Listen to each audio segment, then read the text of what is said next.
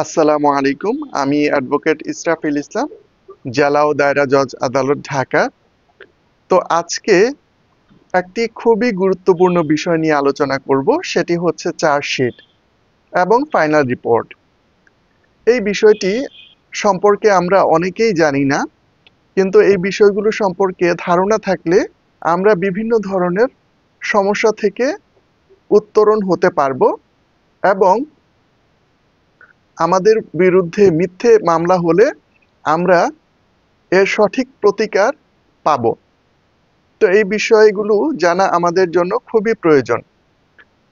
তো প্রথমেই আসা যাক, চার্জশিট কি। চার্জশিট হচ্ছে যখন বিজ্ঞ আদালত কোনো একটি ঘটনার দায়িত্ব কোনো তদন্তকারী কর্মকর্তার উপর অর্পণ করে থাকেন, ওই ঘটনাটি সম্পর্কে তদন্তকারী কর্মকর্তা বিস্তারিতভাবে ইনভেস্টিগেশন বা তদন্ত করে থাকেন। তদন্ত করার পর তদন্তকারী কর্মকর্তা যদি আসামির বিরুদ্ধে বা অভিযুক্তের বিরুদ্ধে প্রাথমিক সত্যতা পেয়ে থাকেন, সেক্ষেত্রে অভিযুক্ত ব্যক্তিদেরকে সম্পৃক্ত করে যে রিপোর্ট বিজ্ঞ আদালতে উপস্থাপন করে থাকেন সেটি হচ্ছে চার্জশিট। এখানে তদন্তকারী কর্মকর্তা প্রাথমিকভাবে ঘটনার সত্যতা পেয়ে থাকেন এবং আসামিরা যে এই ঘটনার সাথে জড়িত এই বিষয়ের সত্যতা পেয়ে থাকেন এবং এই বিষয়গুলো উল্লেখ করে বিস্তারিতভাবে একটি রিপোর্ট বিজ্ঞ আদালতে উপস্থাপন করে থাকেন। অন্যদিকে ফাইনাল রিপোর্ট হচ্ছে তদন্তকারী কর্মকর্তা তদন্ত কার্য সম্পাদন করার পর যদি দেখেন যে অভিযুক্ত ব্যক্তিদের বিরুদ্ধে এই ঘটনার সত্যতার বিষয়ে কোনো ধরনের সম্পৃক্ততা নেই এবং অভিযুক্ত ব্যক্তিদের বিরুদ্ধে মিথ্যে ভিত্তিহীন একটি অভিযোগ আনা হয়েছে, সেক্ষেত্রে তদন্তকারী কর্মকর্তা অভিযুক্ত ব্যক্তিদেরকে অব্যাহতি দিয়ে বিজ্ঞ আদালতে একটি রিপোর্ট প্রদান করে থাকেন, সেটাকেই বলা হচ্ছে ফাইনাল রিপোর্ট। এক্ষেত্রে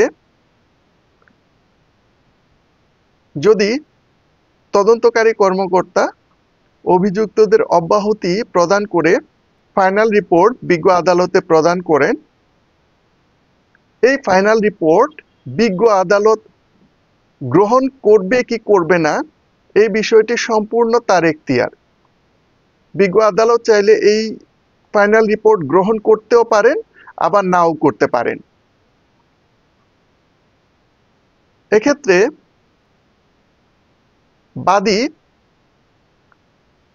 এই ফাইনাল রিপোর্টের বিরুদ্ধে নারাজি পিটিশন দাখিল করতে পারেন। সে নারাজি পিটিশনে বলতে পারেন যে তদন্তকারী কর্মকর্তা সঠিকভাবে তদন্ত করেননি এবং যে রিপোর্টটি দেওয়া হয়েছে সেই রিপোর্টে অভিযুক্ত ব্যক্তিদেরকে অব্যাহতি দেওয়া ঠিক হয়নি, এই বিষয়গুলো উল্লেখ করে তিনি নারাজি পিটিশন দাখিল করতে পারেন। অন্যদিকে যখন অভিযুক্ত ব্যক্তিদেরকে সম্পৃক্ত করে তদন্তকারী কর্মকর্তা চার্জশিট প্রদান করেন, তখন এই মামলাটি পরবর্তী স্টেজে চলে যায়, যেটাকে বলা হয় বিচার স্টেজ।